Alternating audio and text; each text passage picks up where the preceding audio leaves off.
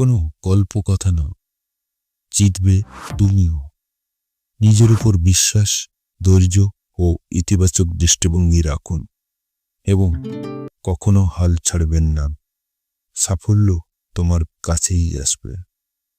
এই রকম একজন বিখ্যাত ব্যক্তির কথা বলবো, যিনি হলেন জ্যাক মা।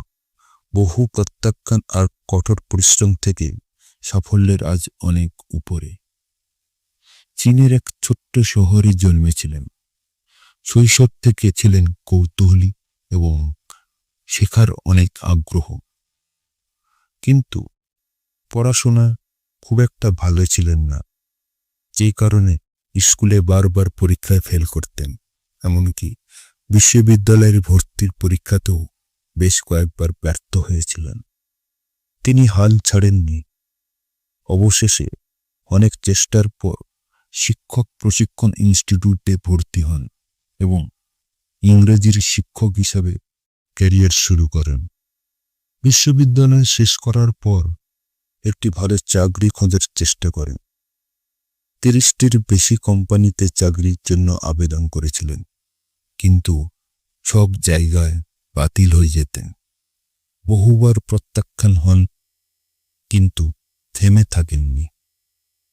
একবার KFC-তে চাকরির জন্য আবেদন করেছিলেন, যেখানে মোট 24 জন আবেদনকারী ছিল। তাদের মধ্যে 23 জন চাকরি পান, কিন্তু তাকে ফিরিয়ে দেওয়া হয়। এরপর আরও বড় স্বপ্ন দেখেন এবং হার্ভার্ড ইউনিভার্সিটিতে 10 বার আবেদন করেন, কিন্তু প্রত্যেকবারই রিফিউজ হন। অবশেষে অবিশ্বাস্য সাফল্য শুরু। 1995 সালে তিনি প্রথমবার ইন্টারনেট সম্পর্কে জানতে পারেন এবং বুঝতে পারেন এটাই ভবিষ্যতের পথ। তখনই তিনি চীনের জন্য একটি ই-কমার্স প্ল্যাটফর্ম তৈরি করার স্বপ্ন দেখতে শুরু করেন। 1999 সালে মাত্র কিছু বন্ধুদের নিয়ে আলিবাবা কোম্পানি শুরু করেন। প্রথম দিকে বিনিয়োগকারীরা তার ধারণাকে গুরুত্ব দেয়নি। অনেকে বলেছিলেন, তোমার এই ব্যবসা কখনই সফল হবে না। বিশ্বাস না হারিয়ে কঠোর পরিশ্রম ও বুদ্ধিমত্তার মাধ্যমে ধীরে ধীরে কোম্পানিকে এগিয়ে নিয়ে যেতে থাকেন।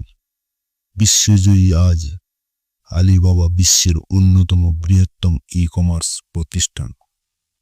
তার এই জীবন থেকে, এই কাহিনী থেকে আমাদের এই শিক্ষা দেয়, প্রত্যাখ্যান মানেই শেষ নয়।